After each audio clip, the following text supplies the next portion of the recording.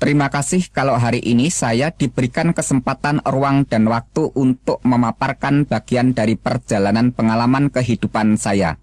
Namun jauh sebelumnya, terlebih dahulu saya panjatkan rasa hormat dan puji syukur kepada Tuhan yang Maha Pengasih dan Maha Penyayang.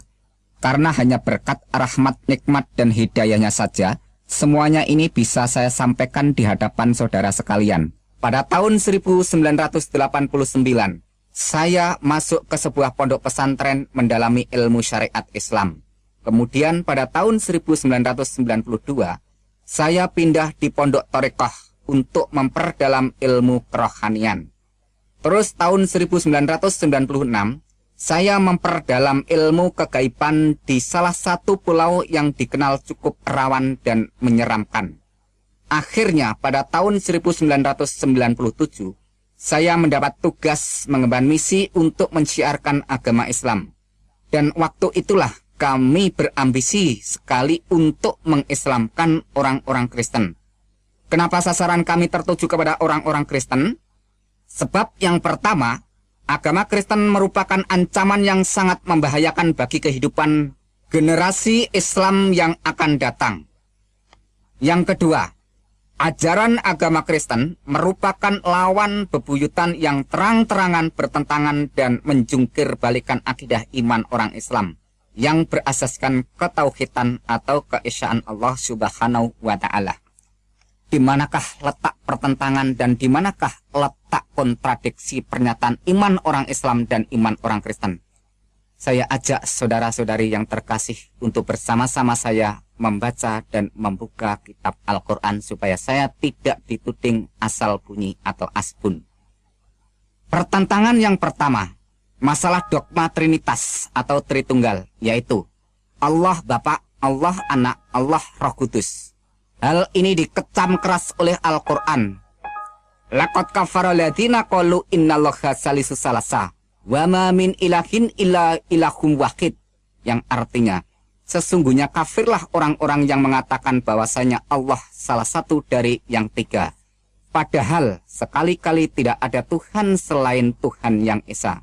Quran Surat Al-Maidah ayat yang ke-73. Dengan demikian disebut kafir kalau ada orang yang mengatakan Allah itu tiga. Saat iman orang Islam menegaskan bahwa Allah itu Esa. Qul huwallahu ahad. Katakanlah dialah Allah yang Maha Esa. Quran Surat Al-Ikhlas ayat yang pertama. Pertentangan yang kedua, agama Kristen mengajarkan bahwa Allah itu mempunyai anak yang disebut dengan istilah anak Allah.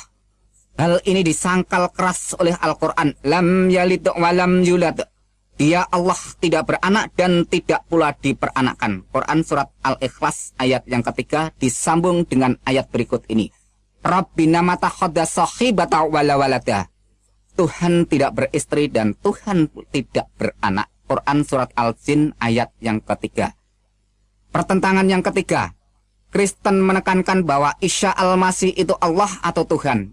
Inilah yang sangat ditolak oleh seluruh lapisan umat Islam dari golongan orang yang paling awam sampai ke tingkat golongan orang cendekiawan. Sebab hal itu sangat dikecam oleh Al-Quran dengan keras dan tegas. Laqad kafara alladziina qalu innallaha wal masihu ibnu Maryam. Sesungguhnya telah kafirlah orang-orang yang mengatakan sesungguhnya Allah ialah Al-Masih putra Maryam. Quran Surat Al-Maidah ayat yang ke-72. Pertentangan yang keempat, orang Kristen mengimani dan mempercayai bahwa Yesus atau Isa itu mati dibunuh. Hal ini juga disanggah dengan tegas oleh Al-Quran.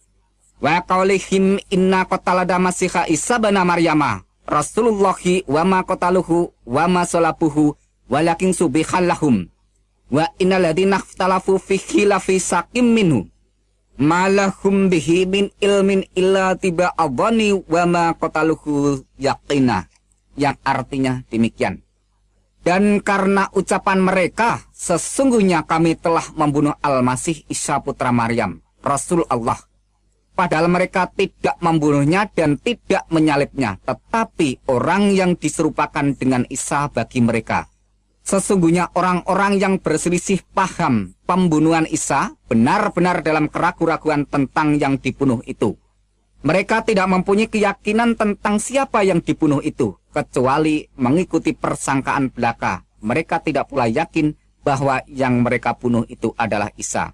Quran Surat An-Nisa ayat yang ke-157. Pertentangan yang berikutnya yaitu yang kelima. Kitab orang Kristen yang dipegang sekarang sudah tidak suci atau asli lagi, karena sudah disembunyikan dan dirubah dengan pernyataan ayat Al-Quran.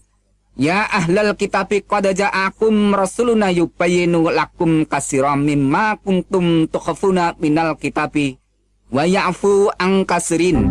Qad ja'akum minallahi nurun wa kitabum mubin. Hai ahli kitab, sesungguhnya telah datang kepadamu rasul kami, menjelaskan kepadamu banyak dari sisi Alkitab yang kamu sembunyikan dan dibiarkannya. Sesungguhnya telah datang kepadamu cahaya dari Allah dan kitab yang menerangkan. Quran Surat Al-Maidah ayat yang ke-15 yang disambung dengan ayat berikut ini. Afatadma'una ayyaminu lakum wa qad kana fariqum minhum yasma'una kalama Allahi summa yuqarifunahu min ba'dima aqaluhu wa hum ya'lamun. Yang artinya, apakah kamu masih mengharapkan mereka akan percaya kepadamu? Padahal segolongan dari mereka mendengar firman Allah, lalu mereka mengubahnya setelah mereka memahaminya, sedang mereka mengetahui. Quran Surat Al-Baqarah ayat yang ke-75. Dengan pernyataan ayat-ayat yang sudah saya ucapkan tadi, dengan dukungan penjelasan Injil Barnabas yang pada waktu itu saya baca sebagai rujukan, di mana kesimpulan penjelasan Injil Barnabas mengatakan bahwa yang disebut atau dikatakan Mesias, yaitu penyelamat, itu adalah Kanjeng Nabi besar Muhammad Shallallahu Alaihi Wasallam. Melihat data-data yang cukup akurat dan kuat, maka dengan demikian orang Kristen telah distempel dengan label atau dicap dengan sebutan orang kafir.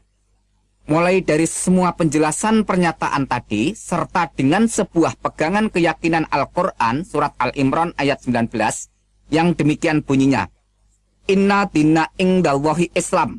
Sesungguhnya agama di sisi Allah hanyalah Islam. Dengan kata lain, hanya agama Islam yang diridhoi Allah. Hanya agama Islam yang dibenarkan Allah. Maka, semua agama selain Islam tidak benar.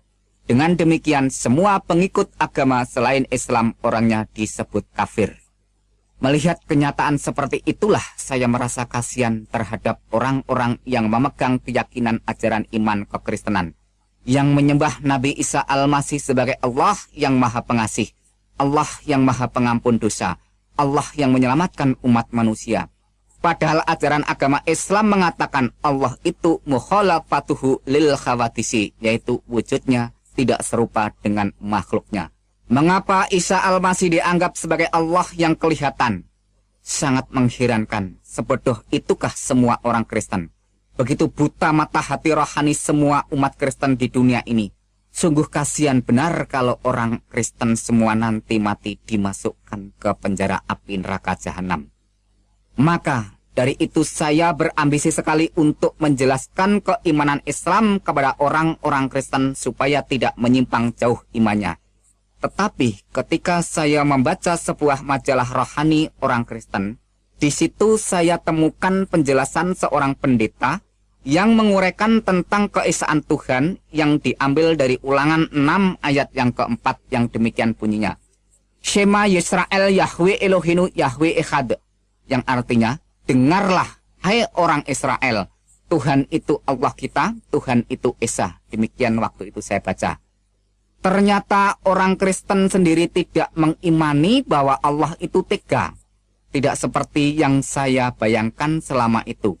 Jadi sebelum saya pergi untuk mengislamkan orang Kristen, saya memutuskan terlebih dahulu untuk mempelajari tentang iman orang Kristen yang sebenarnya. Di awal tahun 1997 itulah, secepatnya saya melangkah keluar rumah, berangkat menuju ke salah satu daerah Jawa Tengah untuk syiar agama Islam, dengan sasaran langsung terjun campur dan berbaur ke rumah orang Kristen untuk mendialogkan keyakinan, keimanan, dan kebenaran ilahi yang hakiki. Setiap hari saya beradu argumentasi, bahkan sampai berbulan-bulan saya perdebatkan dengan orang-orang Kristen yang sudah belajar di meja teologia, maupun yang sudah menyandang gelar STH sampai MTH. Tapi, tak satu pun orang Kristen pada waktu itu yang sanggup menyanggah dan menggoyahkan keyakinan Islam saya. Bahkan seringkali saya serang dengan bermacam-macam pertanyaan yang membuat mereka geleputan dan keteteran di dalam memberikan jawaban yang selalu berputar-putar dan sangat menyimpang dari sasaran kebenaran yang semakin membingungkan pikiran saya. Namun, sampai suatu hari saat saya habis sholat duhur, saya memonitor dan memantau dari kejauhan jalannya ibadah orang-orang Kristen. Saya berpikir lucu, aneh, sangat menggelikan pakai nyanyian-nyanyian, tepuk tangan, dan tangis-tangisan. Saya malah dibuat bertambah kebingungan bercampur keheranan dan penasaran. Setelah tangisnya pada reda, semua orang bergiliran mengucap syukur dengan suara yang keras.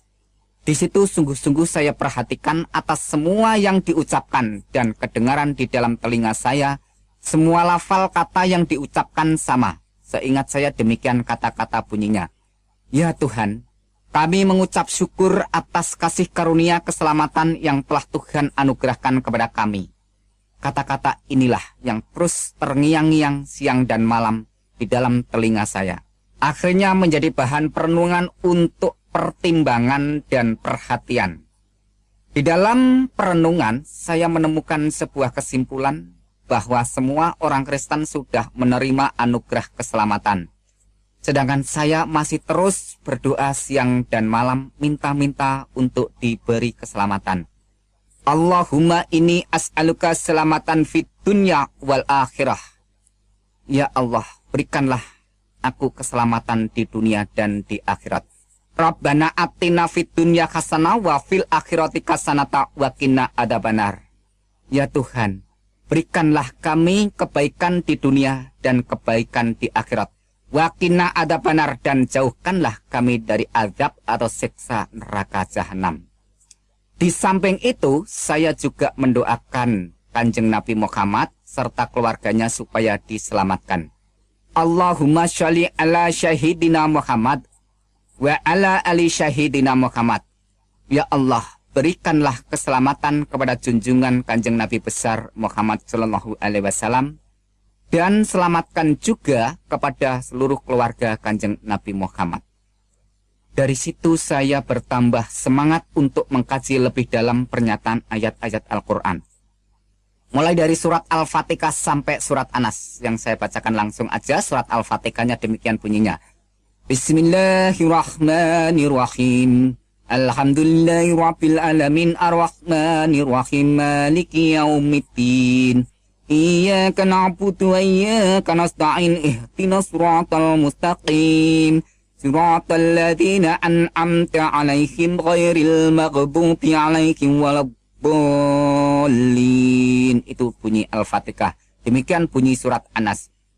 Bismillahirrahmanirrahim. Qul a'udzu birabbin nas malikin nas ilahin nas min syarril waswasil khannas alladzi yuwaswisu fi sudurin nasi minal jinnati wan nas. Itu bunyi surat An-Nas. Nah, perlu saudara ketahui di mana penekanan surat Al-Fatihah terletak pada ayat yang kelima dan yang keenam, yang mana manusia diperintahkan untuk menyembah dan meminta pertolongan hanya kepada Allah saja, supaya manusia diberi hidayah atau petunjuk oleh Allah, jalan yang lurus. Iyyaka na'budu wa iyyaka nasta'in ihdinas siratal mustaqim. Iyyaka na'budu wa iyyaka nasta'in. Hanya kepadamulah kami menyembah dan hanya kepadamulah kami mohon pertolongan. Pertolongan apakah yang saya minta ini? Ihdinas siratal mustaqim. Tunjukilah kami ke jalan yang lurus. Di manakah jawaban mengenai tentang permohonan atau permintaan supaya saya diberi petunjuk jalan yang lurus itu? Maka pada waktu itu saya buka-buka pernyataan ayat-ayat Al-Quran. Dan akhirnya saya temukan jawaban permohonan saya mengenai tentang permintaan diberi jalan yang lurus. Wa innahu la'ilmu lisya'ati fala tamtaruna biha wa tabi'uni hadha siratum mustaqim. Wa innahu la'ilmu lisya'ati. Dan sesungguhnya Isa benar-benar memberikan pengetahuan tentang hari kiamat. Fala tantaruna biha, dan jangan ragu-ragu tentang hari kiamat itu. Wa tabi'uni hadha siratum mustaqim. Dan ikutlah aku, inilah jalan yang lurus. Itu artinya, yaitu di dalam surat Az-Zukhruf ayat yang ke-61. Jadi jawaban yang saya mohon terletak di sini bahwa saya minta diberi petunjuk jalan yang lurus. Ihdinas siratal mustaqim. Tunjukilah kami ke jalan yang lurus. Dijawab oleh Allah dalam pernyataan surat Al-Zukhruf ayat yang ke-61 yang berbunyi, Wattabi'uni hadas siratum mustaqim. Ikutlah aku, inilah jalan yang lurus. Ya, Allah sudah memberikan jawaban kepada saya untuk memberikan petunjuk jalan yang lurus, yaitu ikutlah aku, inilah jalan yang lurus. Wattabi'uni hadas siratum mustaqim. Tapi yang menjadikan suatu perenungan dan menjadikan suatu penekanan untuk saya pertimbangkan dalam pernyataan ayat ini, yaitu kata-kata wa innahu la ilmu lisya'at. Dan sesungguhnya Isa itu benar-benar memberikan pengetahuan tentang hari kiamat. Sungguh ini menjadikan suatu perenungan bagi saya. Siapa sebenarnya Isa itu? Menurut laporan Al-Quran diterangkan bahwa Isa itu benar-benar memberi pengetahuan tentang hari kiamat. Padahal kalau menurut pernyataan surat Al-Luqman ayat yang ke-34 demikian bunyinya.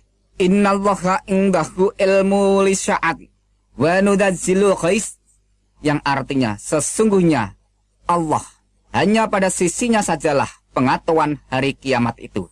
Dengan kata lain bahwa pengetahuan tentang hari kiamat itu hanya Allah yang mengetahui. Dengan lain kata, hanya Allah yang tahu tentang hari kiamat.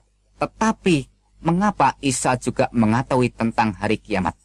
Pada saat itu saya bertanya-tanya, lalu siapakah sebenarnya sosok manusia yang bernama Isa Al-Masih itu?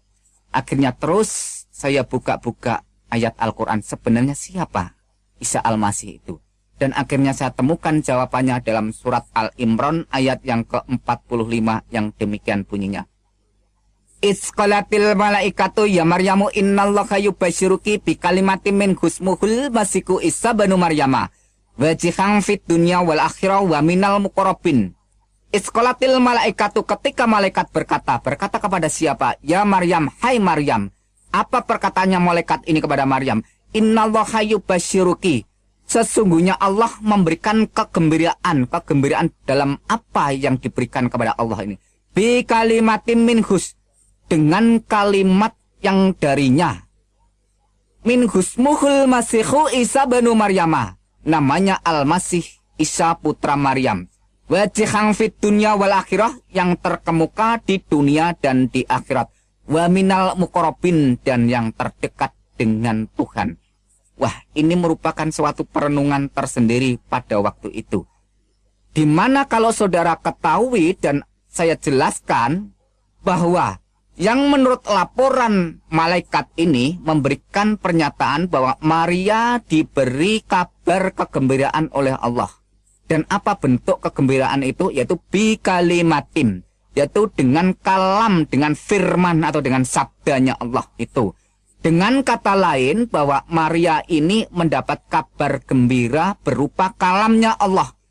Maka saya renungkan pada waktu itu, kalau begitu yang dikandung Maria itu adalah kalamnya Allah, firmannya Allah. Maka dengan kata lain bahwa kalam yang ada di dalam gua Garbo maupun di dalam kandungan Maria yang menjadi manusia, lahir itulah yang disebut sebagai Mesias atau penyelamat. Dengan kata lain saya jelaskan sekalian bahwa kalam yang menjelma menjadi manusia atau kalam yang menjadi manusia itu melakukan karya penyelamatan, maka dia disebut Al-Masih. Karena dia sebagai penyelamat, maka dia disebut dengan kata lain terkemuka di dunia dan di akhirat. Itulah yang saya renungkan pada waktu itu. Akhirnya saya terus bertanya-tanya, sebenarnya siapakah Isa ini? Kalau menurut keterangan dan menurut pengakuan setiap orang percaya maupun orang yang beragama apa saja bahwa hanya Allah lah yang mempunyai kedudukan kehormatan tertinggi di dunia dan di akhirat. Orang yang mempunyai kekuasaan terkemuka di dunia dan di akhirat itu hanya Allah.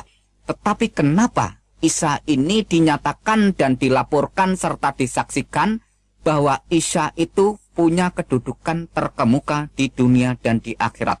Padahal menurut pernyataan ayat Al-Quran yang jumlahnya ribuan itu, tidak ada seorang nabi pun atau rasul pun bahkan sampai malaikat pun dinyatakan oleh Al-Quran terkemuka di dunia dan di akhirat, kecuali hanya Isa Al-Masih putra Maryam. Siapakah sebenarnya Isa ini? Akhirnya saya buka-buka terus dan akhirnya saya temukan jawabannya di dalam surat An-Nisa ayat 171 yang saya ambil poinnya saja. Innamal masihu Isa bin Maryam Rasulullah wa kalimatu alqaha ila Maryam wa ruhu minhu, yang artinya sesungguhnya Al-Masih Isa putra Maryam itu adalah utusan Allah dan kalimatnya yang disampaikan kepada Maryam dan roh darinya.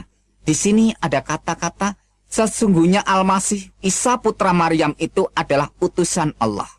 Pengertian utusan Allah setelah saya renungkan dengan penerangan firman Tuhan, maka kata utusan ini adalah kalam yang menjadi manusia atau firman yang menjadi manusia, melakukan karya penyelamatan, menyelamatkan umat manusia, maka itu disebut istilah utusan. Maka dengan kata lain bahwa firman yang menjadi manusia melakukan karya penyelamatan atau penebusan atau pembebasan supaya manusia itu tidak masuk neraka, maka dia disebut utusan Allah. Dengan kata lain bahwa pribadi sosok oknum Isa Al-Masih itulah yang dijadikan alat oleh Allah untuk melakukan karya penyelamatan. Maka dengan demikian Isa disebut utusan Allah. Dan di situ diterangkan juga bahwa dia adalah kalamnya atau kalimat Allah dan roh dari Allah itu sendiri. Maka kalau kita renungkan dengan dalam-dalam bahwa Isa Al-Masih yang ada di dalam kandungan Maryam itu adalah rohnya Allah atau kalamnya Allah. Jadi bukan hasil hubungan dari siapapun, melainkan langsung dinyatakan oleh Al-Quran bahwa Isa itu adalah kalamnya Allah dan rohnya Allah. Kalau kita lihat lebih dalam bahwa semua manusia mulai dari Adam dan sampai sekarang dan seterusnya, bahwa semuanya itu dijadikan dari tanah atau bahasa Arabnya syol-syol. Maka lain dengan pernyataan Al-Quran mengenai tentang Isa Al-Masih ini, yaitu terjadi atau muncul dengan pernyataan kalam maupun rohnya Allah. Maka dengan demikian terus saya renungkan lebih dalam. Dari situ bisa saya simpulkan bahwa ayat di atas tadi yang saya bacakan menyatakan bahwa Isa Al-Masih itu utusan Allah. Isa Al-Masih itu firman Allah. Isa Al-Masih itu roh Allah. Ayat itu juga didukung hadis Sahih Bukhari nomor 1496. Dan hadis Anas bin Malik halaman 72 yang demikian bunyinya. Isa fa'inahu Rasulullah wa kalimatuh. Isa itu sesungguhnya roh Allah dan kalam Allah. Wah, Isa itu adalah roh Allah dan kalam Allah.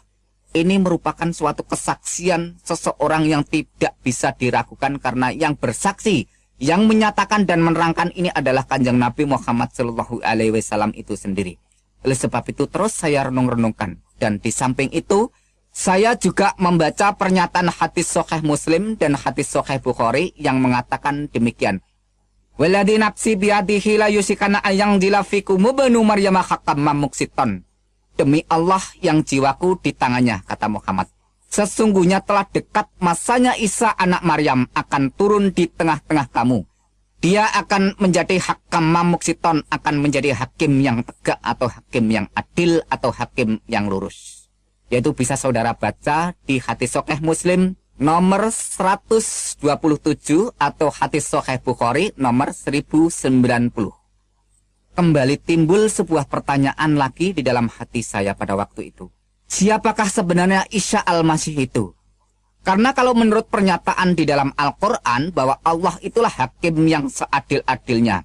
Alaihissallahu bi'ahamil hakimin. Bukankah Allah hakim yang seadil-adilnya?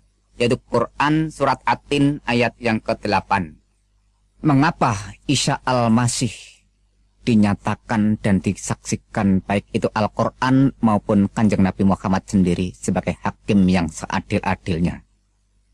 Dengan demikian, kalau kita renungkan, tidak ada seorang nabi, rasul, bahkan malaikat pun yang dinyatakan oleh Al-Quran maupun disaksikan oleh Kanjeng Nabi sebagai hakim yang adil kecuali Isa Al-Masih putra Maryam. Ya, kalau kita renungkan dan kita hayati dari awal sampai akhir bahwa Isa Al-Masih itu adalah Roh Allah, Kalam Allah. Isa Al-Masih itu adalah terkemuka di dunia dan di akhirat. Isa Al-Masih itu adalah hakim yang adil. Dan Isa Al-Masih itu mengetahui tentang hari kiamat. Memang semua itu sudah jelas, tetapi saya tetap belum mau mempercayai dan mengimani Yesus itu adalah Tuhan dan Juru Selamat saya. Mengapa? Karena masalah keyakinan, kepercayaan, dan keimanan tidak segampang orang membalikkan telapak tangan langsung terima dan diaminkan. Atau tidak semudah orang yang beli jajan di pinggir jalan langsung ditelan jadi kenyang. Tetapi ini masalah hati nurani yang suci. Maka membutuhkan pencerahan, penerangan Sang Ilahi yang Maha Suci, supaya hati nurani ini dapat mengambil suatu keputusan untuk menyatakan keberanian tentang kebenaran yang datang dari Tuhan, pencipta dan penguasa semesta alam. Maka untuk mendukung dan memperkuat semuanya itu, saya langsung terus untuk mengumpulkan data-data yang bersumber dari Al-Quran maupun hadis, yang berkaitan dengan kesaksian dan pengakuan mengenai pernyataan tentang Isa Al-Masih itu. Inilah data-data yang sudah saya kumpulkan dari pernyataan Al-Quran. Quran surat 19 ayat 19. Di sana dikatakan, Isa Al-Masih seorang anak laki-laki yang suci. Quran 19 ayat yang ke-21. Di sana dikatakan, Isa Al-Masih sebagai tanda bagi manusia dan rahmat dari Tuhan. Quran surat 3 ayat yang ke-46 dan Quran surat 5 ayat yang ke-19, ayat yang ke-20 dan ayat yang ke-110. Di sana dikatakan, Isa Al-Masih semasa dalam buayan dan ayunan sudah bisa berbicara dengan manusia. Quran surat 19 ayat yang ke-31, di sana dilaporkan Isa Al-Masih seorang yang diberkati Allah di mana saja berada. Quran surat 3 ayat yang ke-49 dan Quran surat 5 ayat yang ke-110, di sana diterangkan bahwa Isa membuat burung, menyembuhkan orang buta sejak lahir, menyembuhkan penyakit sopak atau lepra atau kusta, dan menghidupkan orang mati. Wah, ini luar biasa, perlu saudara renungkan. Dan data berikutnya, Quran surat 3 ayat yang ke-45, Isa adalah kalam Allah, terkemuka di dunia dan di akhirat. Quran surat 4 ayat 171, Isa Al-Masih utusan Allah, kalam Allah dan roh Allah. Quran surat 21 ayat yang ke-91 dikatakan, Isa dan ibunya dijadikan tanda yang besar bagi semesta alam. Dan data-data hadis yang saya kumpulkan, yaitu hadis Sahih Bukhari nomor 1496. Di sana diterangkan, Isa itu utusan Allah, kalam Allah, roh Allah. Hadis Sahih Bukhari nomor 1090. Di sana dikatakan, Isa akan turun menjadi hakim yang adil. Hadis Anas bin Malik halaman 72. Di sana dikatakan, Isa roh Allah dan kalam Allah. Hadis Sahih Muslim jilid 1 halaman yang ke-74. Di sana dikatakan, Isa adalah Imam Mahdi dan hakim yang adil. Hadis Ibnu Majah di sana melaporkan tidak ada Imam Mahdi selain Isa putra Maryam. Dengan bahasa Arab, La Mahdiya illa Isa banu Maryama. Itu bahasa Arabnya. Dengan dukungan dan pernyataan beberapa ayat-ayat Al-Quran dan hadis, perasaan saya seperti disinari dengan pancaran terang kebenaran untuk terus melangkah menuju jalan keselamatan. Tetapi ada satu hal yang membuat saya berat melangkah untuk berjalan terus menuju ke puncak keputusan. Apa itu? Yaitu masalah amal yang selama ini sudah saya kumpulkan sejak dari awal dengan jerih payah ibadah yang melelahkan dan memakan kurun waktu yang cukup panjang. Sebab menurut ajaran agama Islam, apabila orang itu sudah murtad atau keluar dari agama Islam, segala amal ibadahnya akan musnah, terhapus. Padahal bekal untuk menuju kehidupan kekal harus disertai dengan banyak amal. Dari sini saya kembali dihantui perasaan takut, khawatir, keraguan, kebimbangan, dan kebingungan. Saya lantas terus kembali buka-buka kitab hadis maupun kitab Al-Quran. Pada saat saya membuka hadis Sahih Muslim, ada suatu pernyataan hadis yang menjelaskan tentang masalah amal. Yang demikian bunyinya. Ang Jabir qala sami'tum Nabiya sallallahu alaihi wasallam yaqulu la yudakhilu ahadam minkum amaluhul jannah wala yujiruhu minan nar wala ana illa birahmatin minallah, yang artinya dari Jabir radhiyallahu anhu, katanya dia mendengar Nabi sallallahu alaihi wasallam bersabda, bukan amal seseorang yang memasukkannya ke surga atau melepaskannya dari neraka, termasuk juga aku, kata Kanjeng Nabi. Lantas bagaimana? Illa birahmatin minallah, kecuali dengan rahmat Allah. Hadis Sahih Muslim nomor 2412 sampai 2414.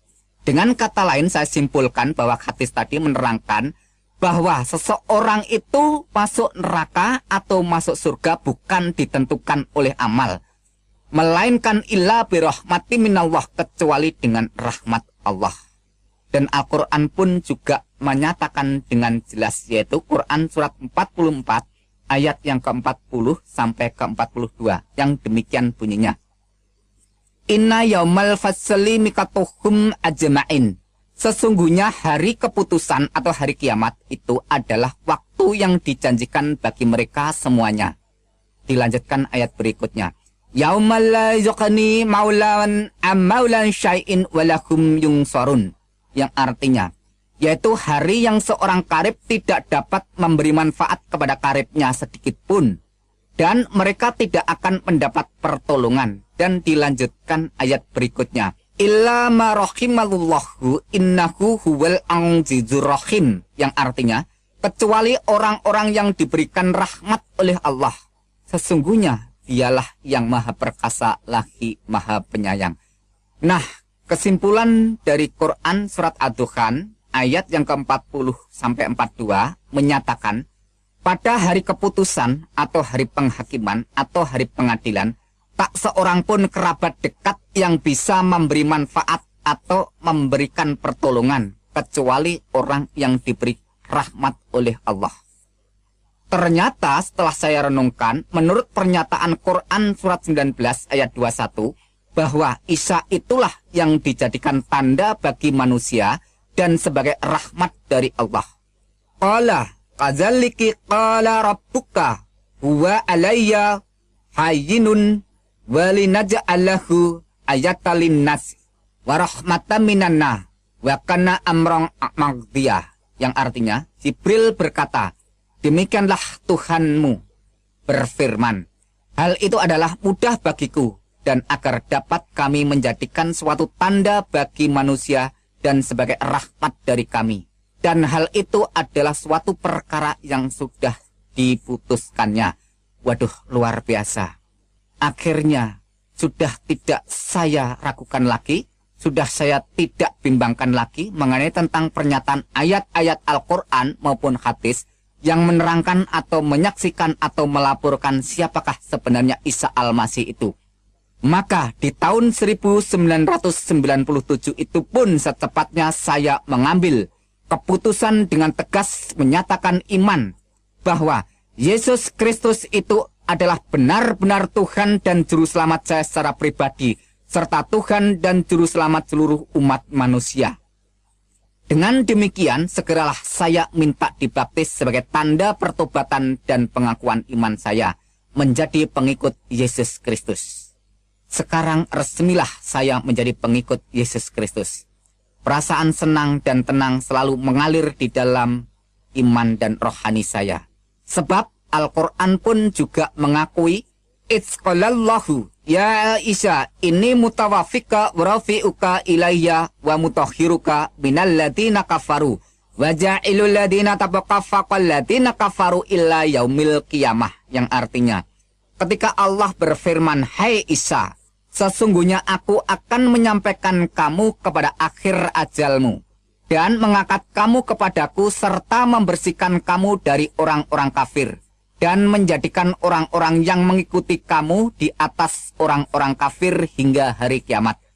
Ini saya renungkan bahwa pengikutnya Isa itu menurut laporan dan keterangan Al-Quran surat Al-Imran ayat yang ke-55 memberikan pernyataan bahwa pengikut Isa Al-Masih itu diberi kedudukan dan status kehormatan di atas orang-orang kafir. Atau dengan kata lain, di atas orang-orang yang tidak percaya. Dengan demikian, pengikut Nabi Isa, pengikut Isa Al-Masih, itu menurut laporan Al-Quran tadi, bahwa pengikutnya dimuliakan, ditinggikan kedudukannya di atas orang-orang kafir. Jelas dan singkatnya bahwa pengikut Isa Al-Masih itu dimuliakan di atas orang-orang yang tidak percaya. Sampai kapankah pernyataan ini? Menurut ayat berikutnya dijelaskan, illa yaumil kiamah, sampai hari kiamat. Jadi perlu saudara ketahui bahwa sampai saat ini belum terjadi hari kiamat. Maka dengan demikian, siapa saja yang mau percaya dan mau menjadi pengikut Isa Al-Masih dinyatakan oleh Al-Quran dimuliakan di atas orang-orang kafir. Maka dengan pernyataan ayat-ayat Al-Quran dan penjelasan hadis itu, iman saya sebagai pengikut Yesus Kristus semakin dikuatkan dan mantap. Sebab masalah keselamatan, kalau sampai ditunda-tunda hingga ajal tiba, akibatnya akan fatal dan gagal total, sampai kekal. Sesal dan kesal tiada artinya karena sudah tidak ada jalan keluarnya. Karena itu saya cepat-cepat bertobat sebelum terlambat. Sebab Al-Quran sendiri sudah mengingatkan semua orang dengan tegas dan keras. Wa iminkum ila wariduha kana ala rabbika katman magdiya. Dan tidak seorang pun daripadamu melainkan mendatangi neraka. Hal itu bagi Tuhanmu adalah suatu kepastian yang sudah ditetapkan. Quran surat 19 ayat yang ke-71. Bisa saudara baca di dalam tafsir Al-Azhar oleh Profesor Dr. Hamka. Di sana ditegaskan dengan jelas bahwa semua orang masuk neraka, tidak pandang bulu dia berbuat baik atau berbuat jahat. Semuanya dinyatakan masuk neraka. Nah, kenapa semua orang masuk neraka? Karena ada ayat Al-Quran yang berbunyi demikian. Innahu mayati rabbahu mujrimang fa innalahu jahannam la yamutu fiha wala yahya. Yang artinya, sesungguhnya barang siapa datang kepada Tuhannya dalam keadaan berdosa, maka sesungguhnya baginya neraka jahanam. Ia tidak mati di dalamnya dan tidak hidup. Yaitu Quran surat 20 ayat yang ke-74.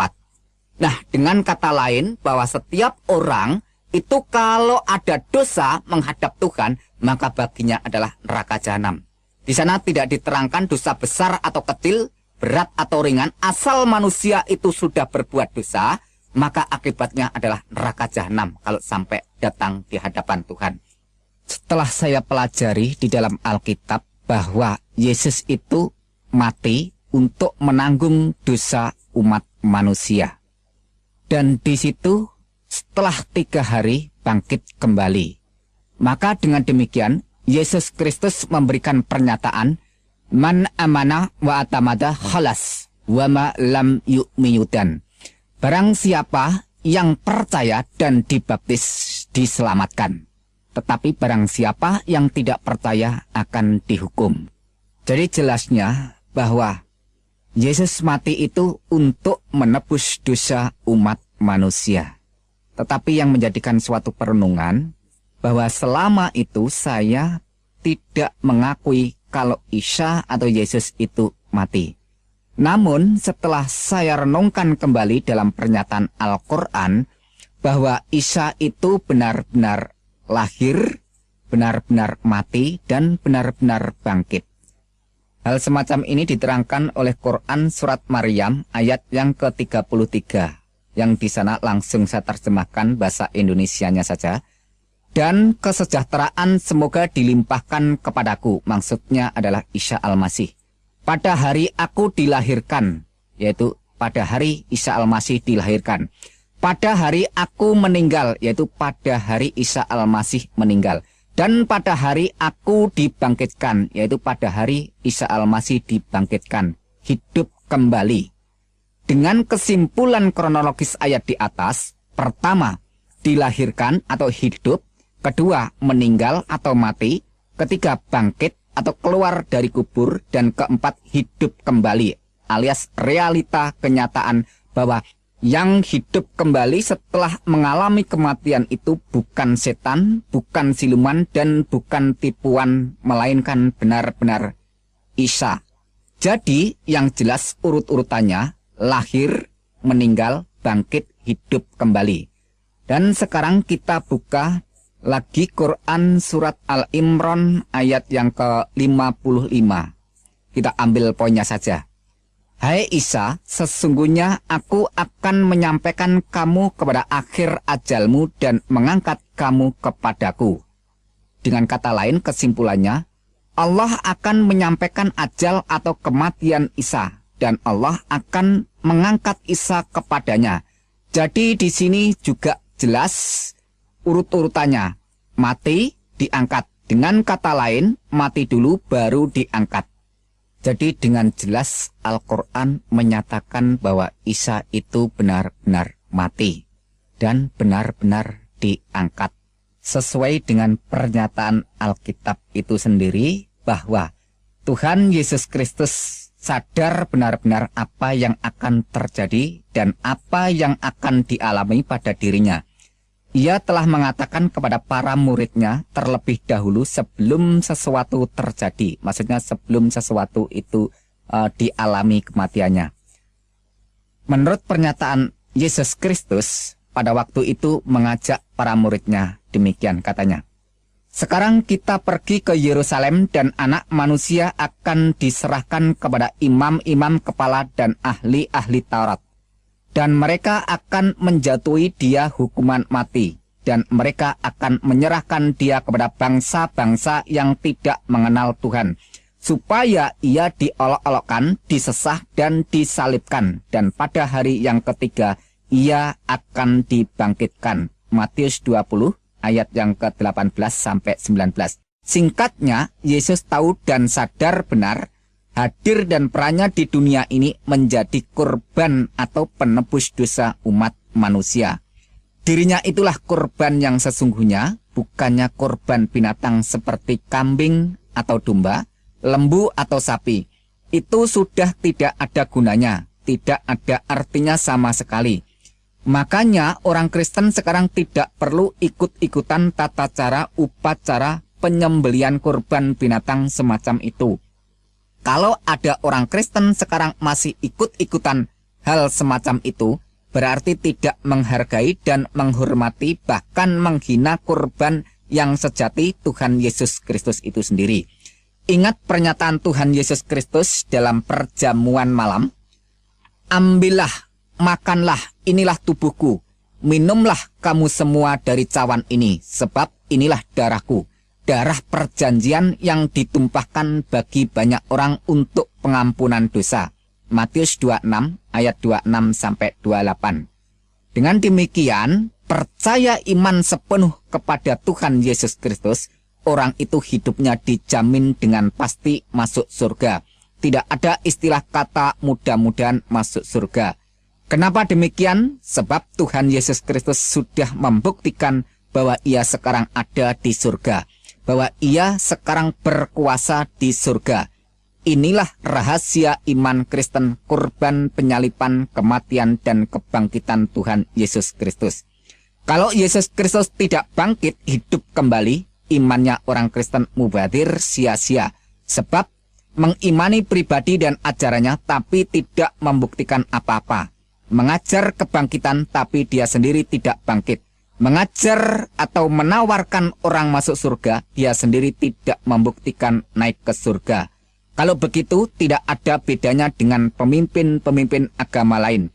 Tapi, syukurlah semuanya itu telah dibuktikan dengan nyata oleh Yesus Kristus Tuhan dan Juru Selamat kita. Sebab, yang sangat penting telah kusampaikan kepadamu, yaitu apa yang telah kuterima sendiri bahwa Kristus telah mati karena dosa-dosa kita, sesuai dengan kitab suci. Sekarang bagaimana? Apakah saudara masih tidak percaya bahwa Yesus Kristus itu Tuhan? Baiklah, akan saya tunjukkan bukti yang bisa saudara lihat sendiri. Bukti bahwa Yesus itu Tuhan. Dia berjanji dengan pasti memasukkan semua orang ke surga yang percaya dan beriman kepadanya.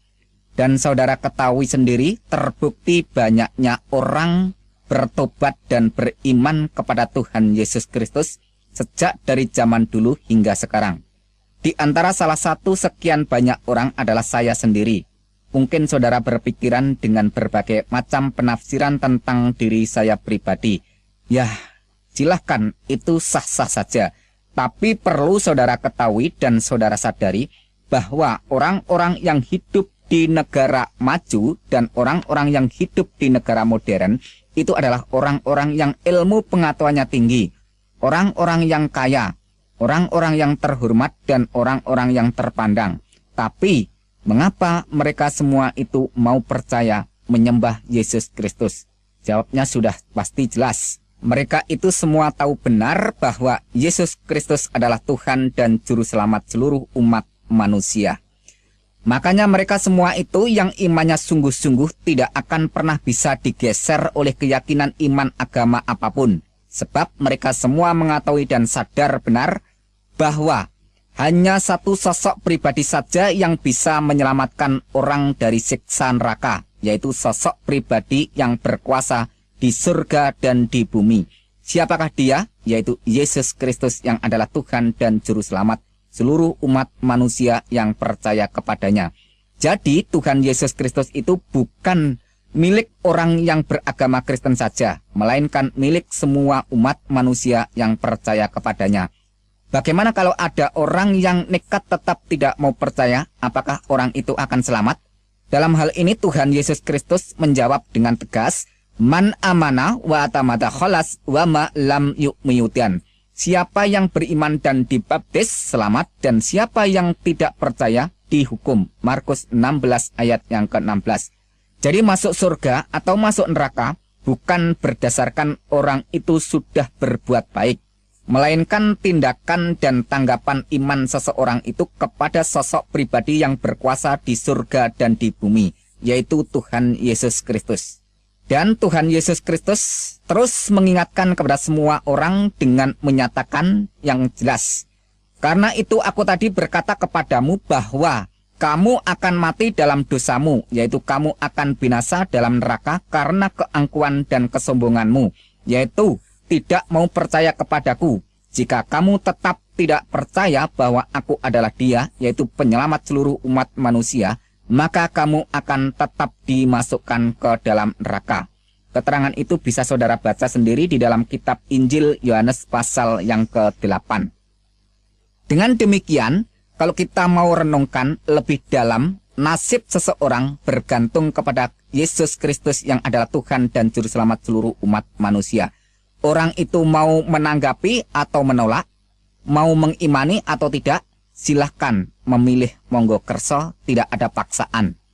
Memang Tuhan itu maha kuasa, tetapi kuasanya tidak untuk memaksa siapa saja sebelum saatnya tiba. Akan tetapi, kalau saatnya sudah tiba, saudara tidak akan bisa lepas atau lolos dari pengadilan dan penghakiman maupun penghukumannya. Selama Tuhan masih memberikan kesempatan, nafas di kandung badan, marilah secepatnya ambil keputusan bertobat, datang beriman, menerima kasih karunia keselamatan yang dianugerahkan bagi setiap orang yang mau menerima dan beriman kepada Yesus Kristus Tuhan dan Juru Selamat seluruh umat manusia. Perlu saudara ketahui dan sadari lebih dalam lagi bahwa setan tidak akan tinggal diam kalau ada orang yang datang beriman kepada Tuhan Yesus Kristus. Dan setan paling tidak senang kalau ada orang yang mengakui, mengimani dan menyebut Yesus Kristus itu adalah Tuhan dan Juru Selamatnya. Sebab bagi setan merupakan kegagalan yang sangat fatal untuk mencari pengikut sebanyak-banyaknya orang untuk menemani setan di tempat neraka jahanam. Ya, kalau ada pemikiran di dalam benak hati saudara bahwa saya adalah orang yang tersesat dan menyesatkan banyak orang karena mengajak beriman dan percaya kepada Tuhan Yesus Kristus, dan terbukti nanti bahwa Yesus Kristus itu bukan benar-benar Tuhan dan Juru Selamat umat manusia, maka saya adalah orang yang nanti siap pertama kali dilempar ke dalam lautan api neraka. Saya adalah orang yang siap dimasukkan ke dalam neraka jahanam lebih dahuluan. Tetapi kalau saudara tetap nekat tidak mau percaya kepada Tuhan Yesus Kristus, ya terserah. Tidak masalah, itu hak saudara semua untuk menolak atau menerima. Akan tetapi tunjukkan bukti keberanian dan ketidakpercayaan saudara terhadap Tuhan Yesus Kristus. Katakan secara langsung ucapan saudara kepada Tuhan Yesus Kristus. Hai Yesus Kristus yang disembah oleh semua orang Kristen. Jika benar Engkau adalah Tuhan, jika benar Engkau berkuasa, tunjukkan kekuasaanmu di hadapanku. Ambil kesehatanku, ambil seluruh keluargaku, ambil seluruh harta benda kekayaanku. Ambil seluruh kebahagiaanku dan ambil seluruh kehormatanku. Kalau memang saudara berani, ulangi berkali-kali pernyataan ini. Saya meyakini secara pasti cepat atau lambat akan terjadi akibat peristiwa yang akan mengguncangkan kehidupan saudara. Perlu saudara ketahui dan sadari kalau terjadi sesuatu, cepat-cepatlah bertobat sebelum terlambat. Ya, masalah iman bukan karena ilmu pengetahuan, bukan karena ikut-ikutan, dan juga bukan karena warisan keturunan. Tetapi iman adalah rahasia Tuhan yang dikaruniakan kepada semua orang yang mau menanggapi dan mengimaninya. Maka orang itu akan merasakan dan mengetahuinya secara pribadi. Seperti kata pepatah yang mengatakan, malam yaduk alam ya'rif. Barang siapa yang belum merasakan, maka orang itu belum mengetahuinya. Maka untuk mengetahuinya, kita harus merasakan. Artinya kita harus bertindak melaksanakan iman yang sudah dikaruniakan Tuhan. Sekian kesaksian dan penjelasan dari saya. Kalau ada kesalahan, mohon maaf yang sebesar-besarnya. Tapi kalau semua ini jadi berkat, bersyukurlah kepada Sang Juru Selamat Tuhan Yesus Kristus.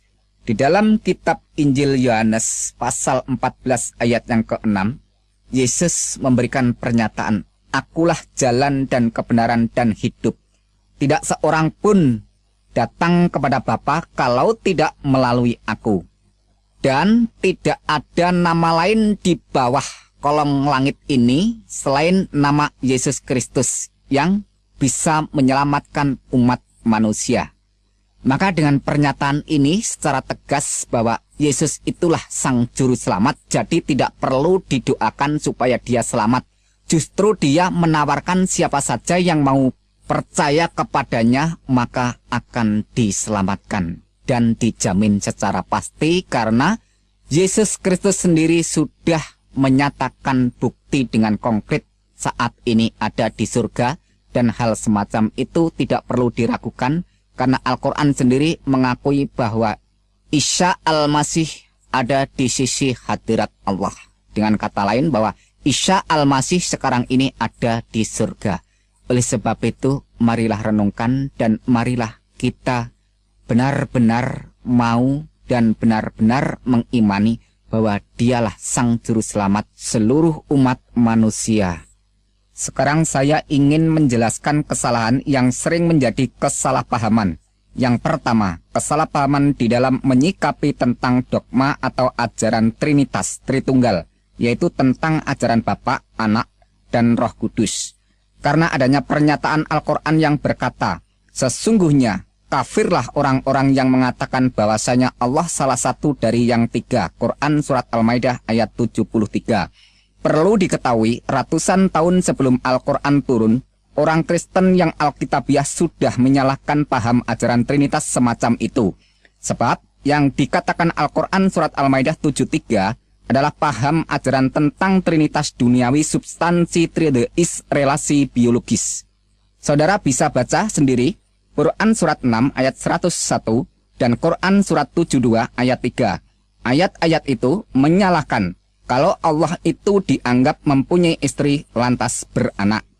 Quran Surat 5 ayat 75 menyatakan bahwa Isa dan ibunya itu adalah manusia biasa yang makan dan minum. Quran Surat 23 ayat 91.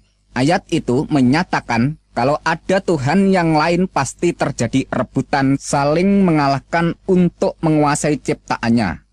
Sudah saya katakan bahwa ajaran Trinitas model begitu sudah ditentang iman orang Kristen lebih duluan sebelum Al-Quran menentangnya.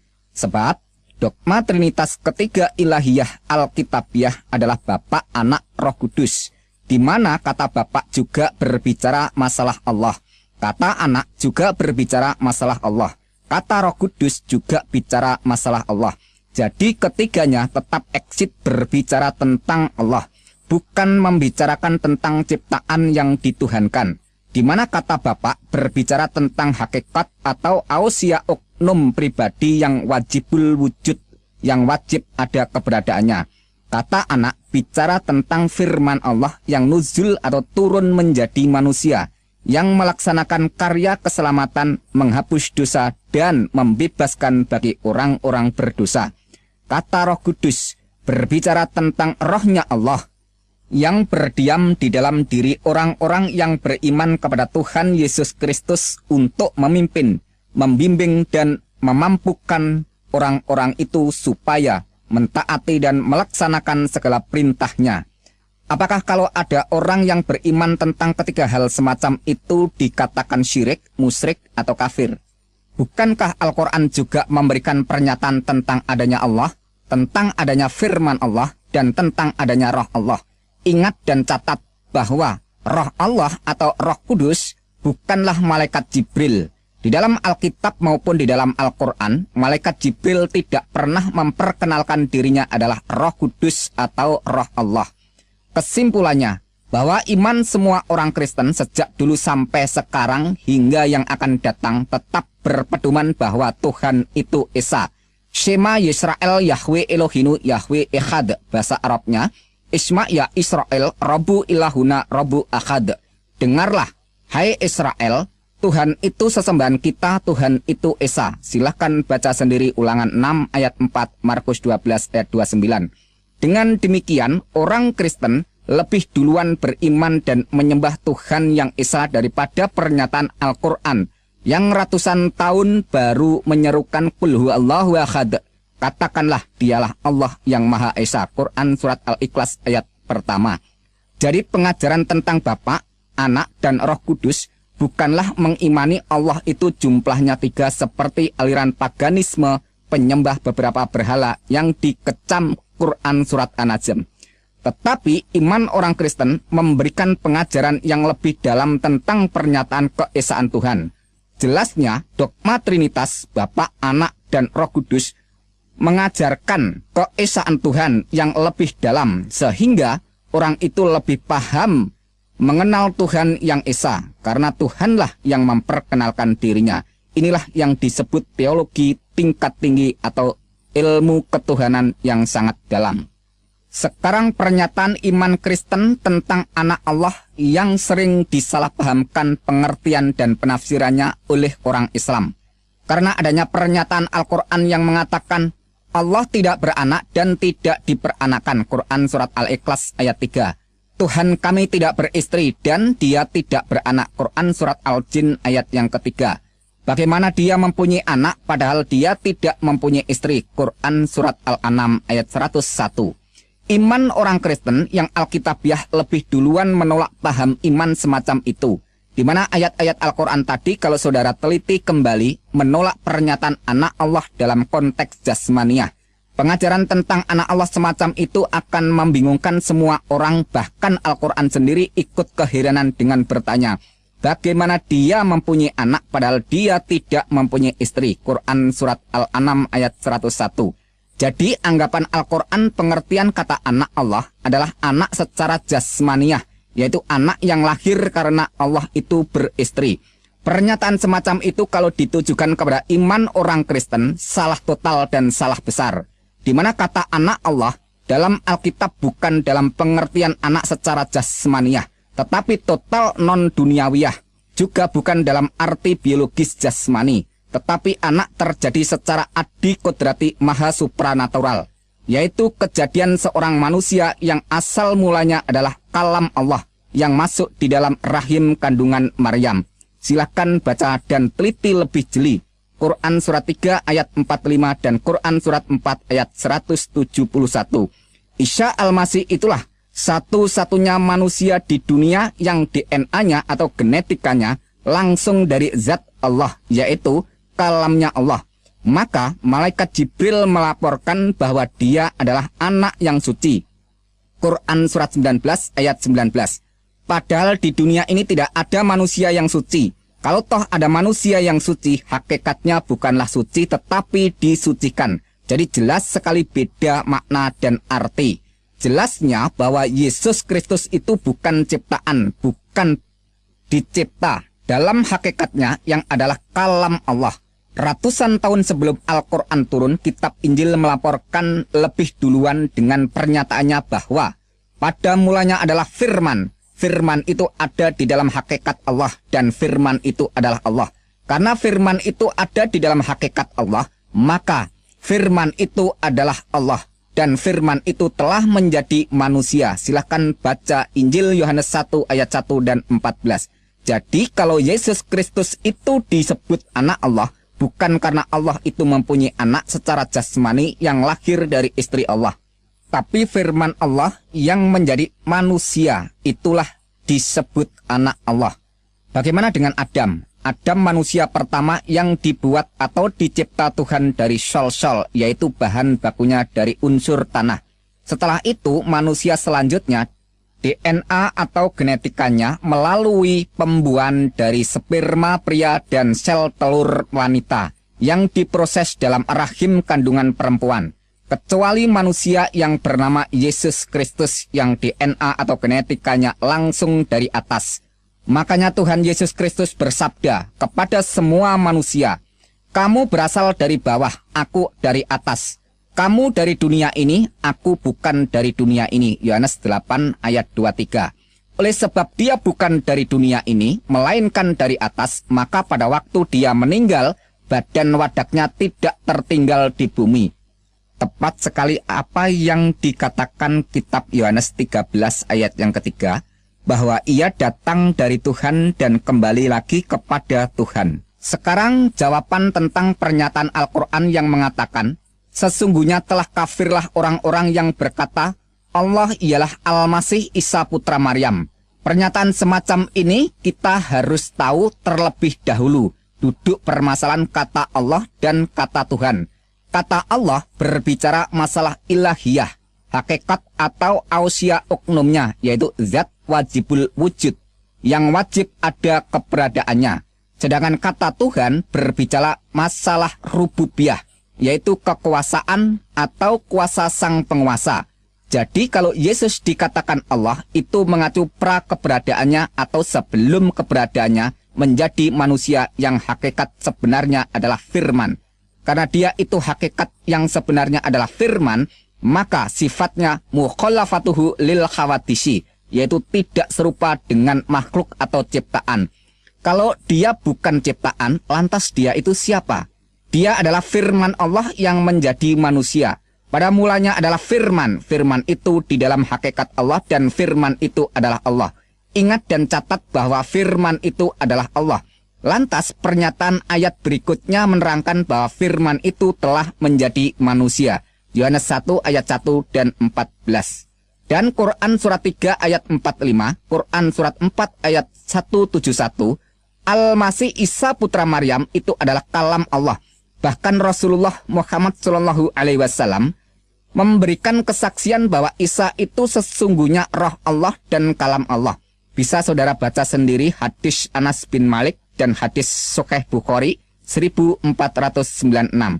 Jadi jelas sekali baik Alkitab, Al-Quran dan hadis, ketiganya menyatakan bahwa Yesus Kristus atau Isa Al-Masih sebelum jadi manusia adalah kalam Allah.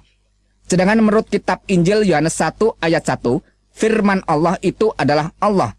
Dan Yohanes 1 ayat 14 menerangkan bahwa firman itu telah menjadi manusia.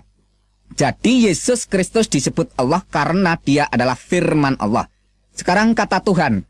Tuhan adalah kuasa atau kekuasaan sang penguasa. Seperti kalimat ini, Allahu Rabbul Alamin, artinya Allah Tuhan alam semesta atau Allah adalah penguasa alam semesta. Jadi kata Tuhan itu berasal dari kata Rabb yang artinya penguasa. Sekarang hubungkan dengan pengakuan dan pernyataan Yesus Kristus. Kepadaku telah diberikan segala kuasa di surga dan di bumi. Jelasnya Yesus Kristus berkata, aku berkuasa di dunia dan di akhirat. Dan Al-Quran sendiri melaporkan bahwa Al-Masih Isa putra Maryam seorang terkemuka di dunia dan di akhirat. Quran surat 3 ayat 45.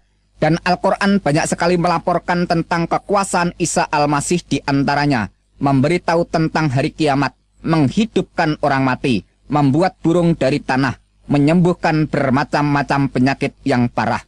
Dan masih banyak sekali Al-Quran melaporkan kuasa Isa yang melebihi seluruh para nabi dan seluruh para rasul mana saja. Silakan saudara baca, cek sendiri di dalam pernyataan ayat-ayat Al-Quran yang jumlahnya ribuan itu. Jadi yang disangkal Quran surat Al-Maidah ayat 72, wujud kemanusiaannya Isa Al-Masih, yaitu anak Maryam. Sebab Allah itu bukan anak Maryam. Allah itu ada sebelum segala sesuatu ada. Tepat sekali bahwa Tuhan Yesus Kristus sendiri juga berkata, aku adalah yang awal dan yang akhir. Jelasnya, segala sesuatu belum ada, Yesus Kristus sudah ada. Dan segala sesuatu tidak ada, Tuhan Yesus Kristus tetap ada. Karena dia itu Sang Maha Ada, Asyar Hayah, dan yang mengadakan segala sesuatu yang tidak ada menjadi ada. Maka dia berhak disembah dan wajib disembah. Kalau tidak malah berdosa. Sekarang masalah Alkitab yang sering dituding sudah tidak asli lagi karena sudah dirubah. Yang berdasarkan keterangan Quran surat 3 ayat 78, Quran surat 4 ayat 46, Quran surat 5 ayat 13, Quran surat 5 ayat 15, Quran surat 3 ayat 71, Quran surat 2 ayat 75, dan Quran surat 2 ayat 41 dan 42. Silakan saudara baca dan teliti sendiri bahwa semua yang dikecam dan disalahkan Al-Quran bukan kitabnya, melainkan orang-orangnya yang tidak setia melaksanakan ajaran Alkitab, bahkan sering mengajarkannya dengan kepalsuan dan kebohongan. Jelasnya, yang disalahkan Al-Quran bukan Alkitabnya, melainkan para pelakunya atau orang-orangnya. Sebab semasa Rasulullah Muhammad SAW masih hidup, tidak pernah mempermasalahkan Alkitab yang sudah beredar di zaman itu. Dan juga tidak pernah melarang, menegur, dan mencegah siapa saja yang membaca Alkitab. Bahkan Al-Quran sendiri memerintahkan Alkitab itu dibawa dan dibaca. Quran surat 3 ayat 93. Pertanyaannya, kalau Alkitab itu sudah dirubah, mengapa Al-Quran malah menyuruh orang membawa dan membacanya? Seharusnya kan Alkitab itu jangan dibawa dan dibaca karena sudah dirubah. Kalau Alkitab itu sudah dirubah, kenapa Allah masih menyuruh Muhammad bertanya kepada orang-orang yang membaca Alkitab? Quran surat 10 ayat 94. Logikanya mestinya Allah harus melarang Muhammad jangan bertanya kepada mereka supaya tidak disesatkan karena kitabnya sudah dirubah. Pada saat Muhammad kembali ragu-ragu menerima Al-Quran, Allah juga menggunakan standar dasar Alkitab sebagai petunjuk dari Allah bagi Bani Israel. Quran surat 32 ayat 23.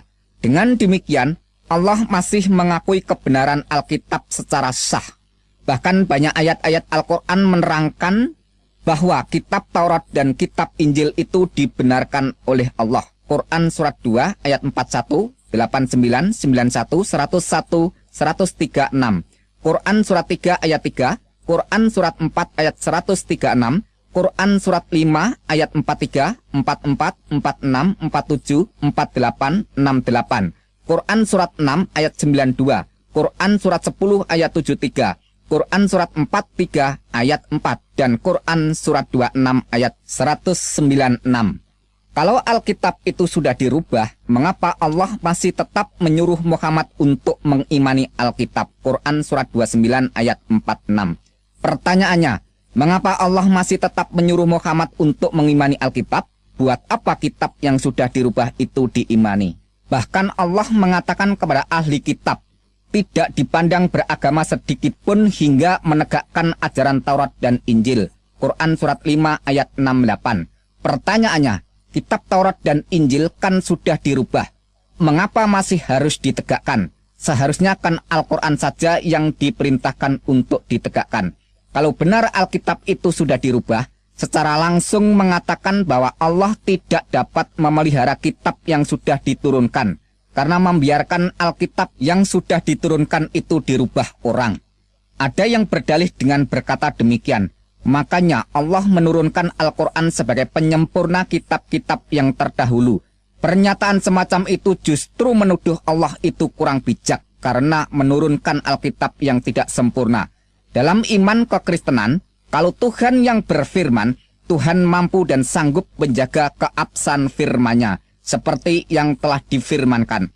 Langit dan bumi akan berlalu, tetapi perkataanku tidak akan berlalu. Markus 13 ayat 31.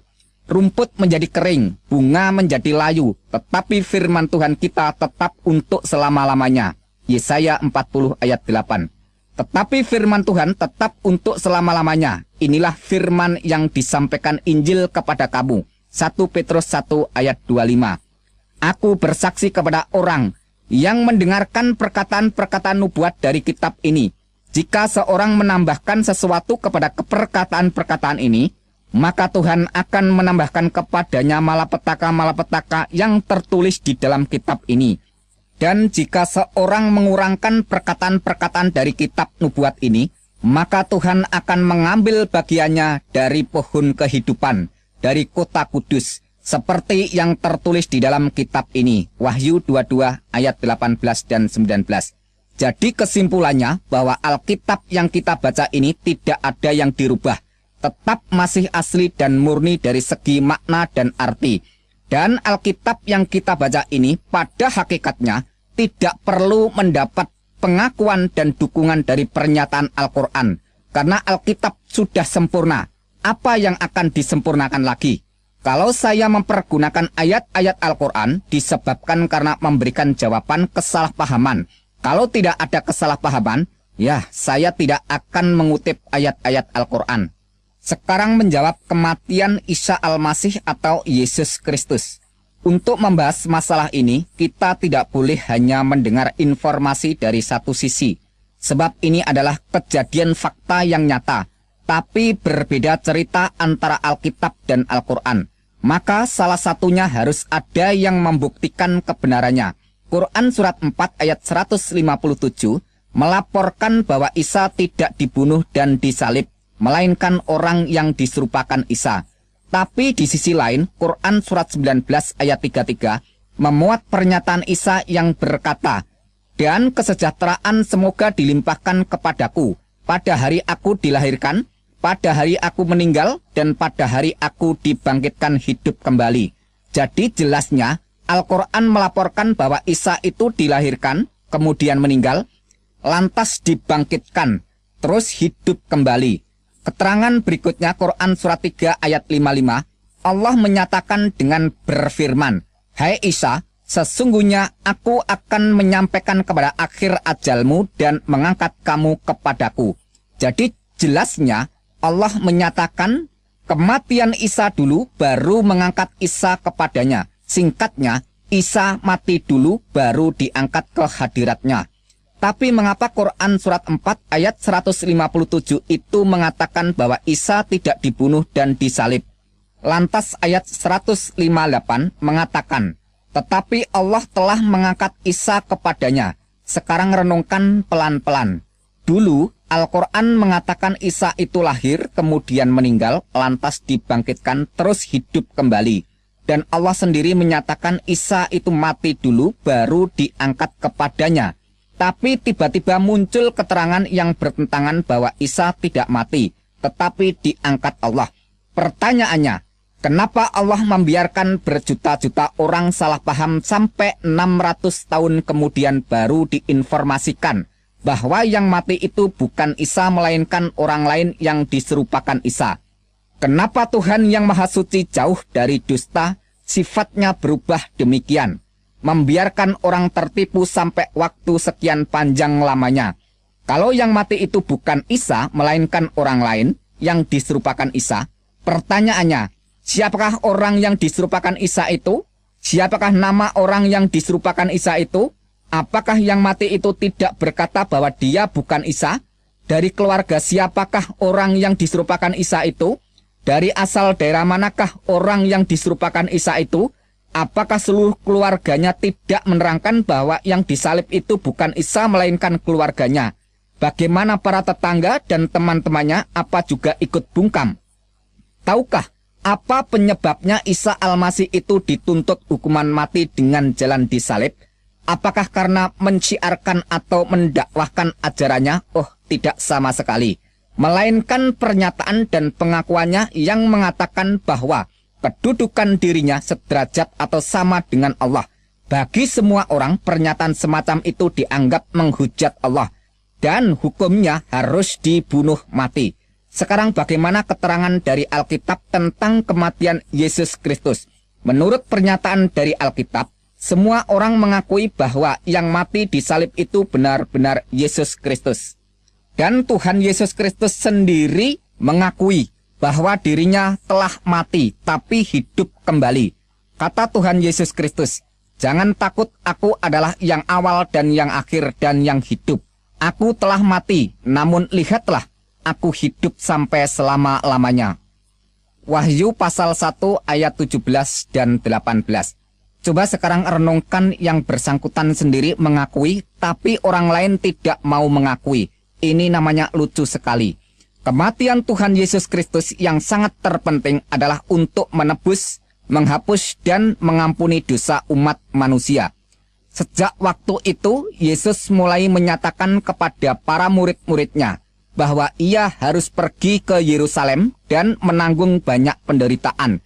Dan pihak tua-tua, imam-imam kepala dan ahli-ahli Taurat lalu dibunuh dan dibangkitkan pada hari ketiga. Matius 16 ayat 21. Dan Tuhan Yesus kembali mengulangi lagi pernyataannya itu di hadapan para murid-muridnya, serta mengajak mereka pergi ke Yerusalem. Sabdanya, "Sekarang kita pergi ke Yerusalem, dan anak manusia akan diserahkan kepada imam-imam kepala dan ahli-ahli Taurat, dan mereka akan menjatuhi dia hukuman mati, dan mereka akan menyerahkan dia kepada bangsa-bangsa yang tidak mengenal Tuhan, supaya ia diolok-olokkan, disesah dan disalibkan, dan pada hari yang ketiga ia akan dibangkitkan." Matius pasal 20 ayat 18 dan 19. Setelah sampai di kota Yerusalem, saatnya tiba makan malam. Ketika itu Tuhan Yesus Kristus mengambil roti dan cawan atau tempat minuman. Sambil menyodorkan makanan dan minuman, Tuhan Yesus Kristus berkata kepada para muridnya, "Ambillah, makanlah, inilah tubuhku.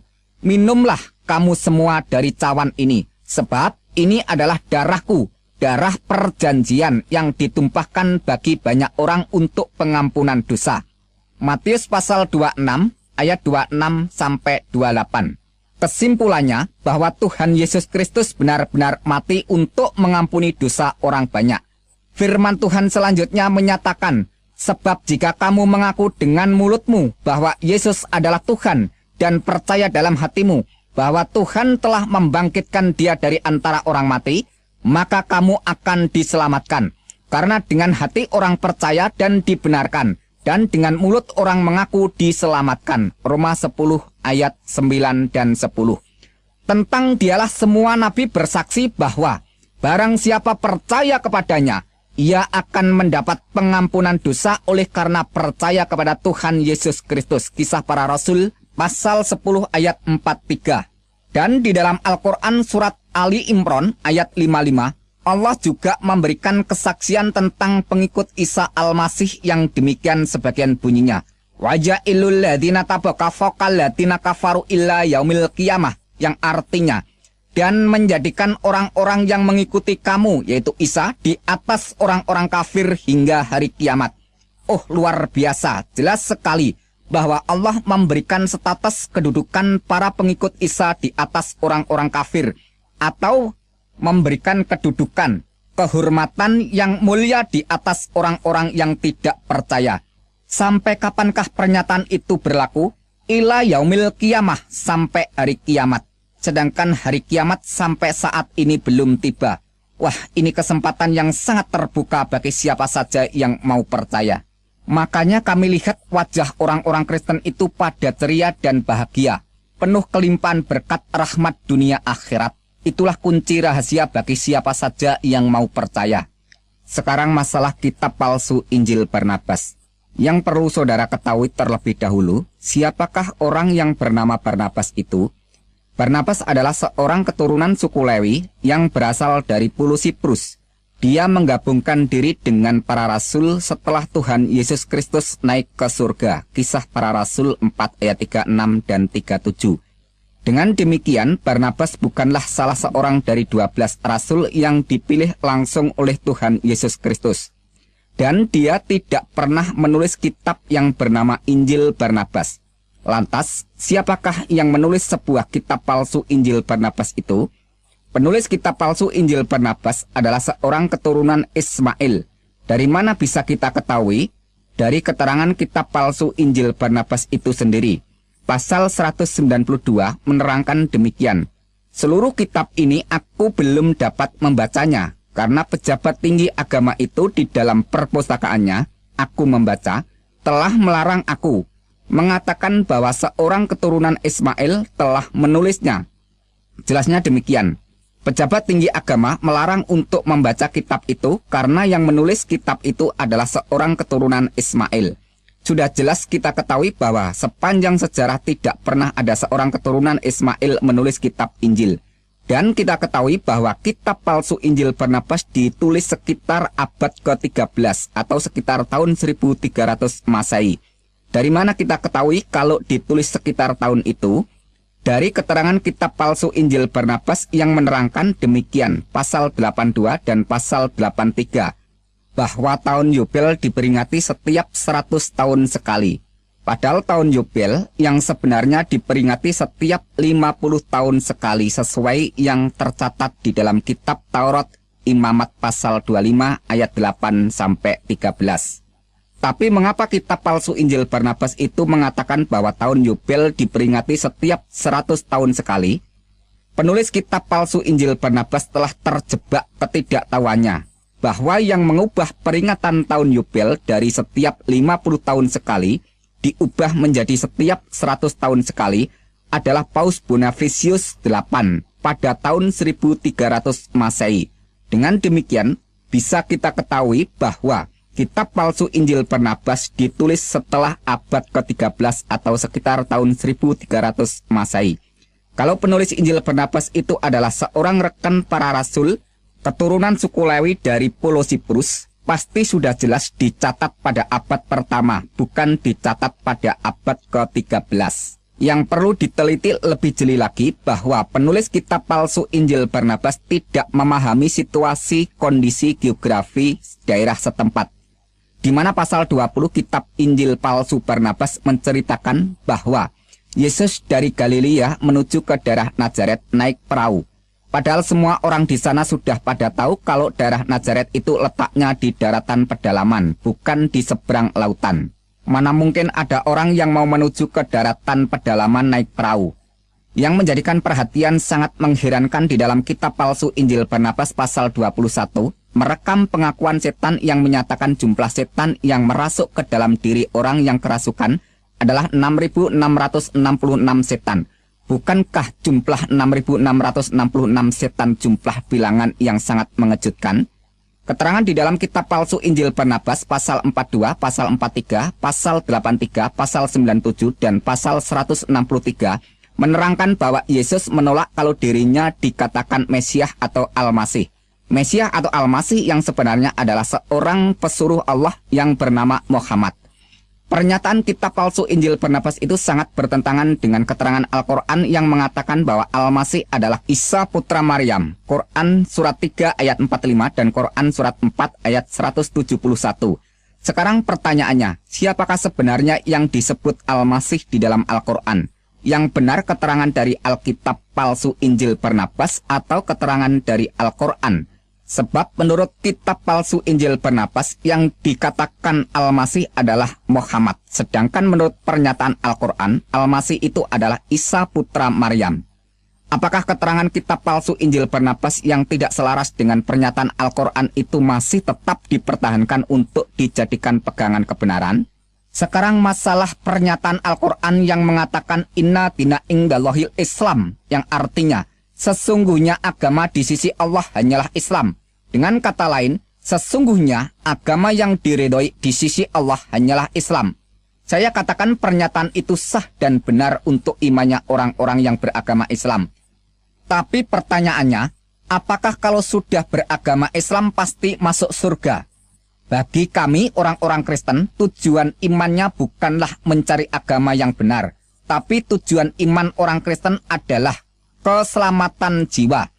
Dan keselamatan itu sudah dikaruniakan Tuhan Yesus Kristus. Dalam firman-Nya mengatakan, Behasikem et taklit imunatekem et Yesuat nafsu tekem, yang artinya, karena kamu telah mencapai tujuan imanmu, yaitu keselamatan jiwamu. 1 Petrus 1 ayat 9.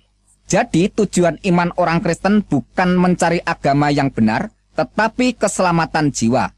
Karena hakikat kebenaran hanya terdapat pada Sang Maha Benar. Dalam sabdanya Tuhan Yesus Kristus berkata, Akulah jalan dan kebenaran dan hidup. Tidak ada seorang pun yang datang ke surga kalau tidak melalui aku.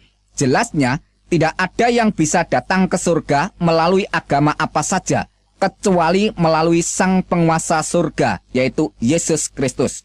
Dan di seluruh alam jagat raya ini, tidak ada yang dapat selamat dari hukuman neraka, kecuali diselamatkan oleh Sang Maha Penyelamat, yaitu Tuhan Yesus Kristus. Demikianlah keterangan dari saya. Apabila di dalam saya menguraikan segala sesuatu pernyataan baik itu melalui Al-Quran maupun melalui hadis dan Alkitab, apabila ada suatu kesalahan, saya mohon maaf yang sebesar-besarnya. Tetapi kalau semuanya ini menjadi berkat, mengucap syukurlah kepada Sang Juru Selamat, yaitu Tuhan Yesus Kristus. Baruch haba b'shem Adonai Yeshua HaMashiach. Diberkatilah orang yang datang dalam nama Tuhan Yesus Kristus. Haleluya. Amin.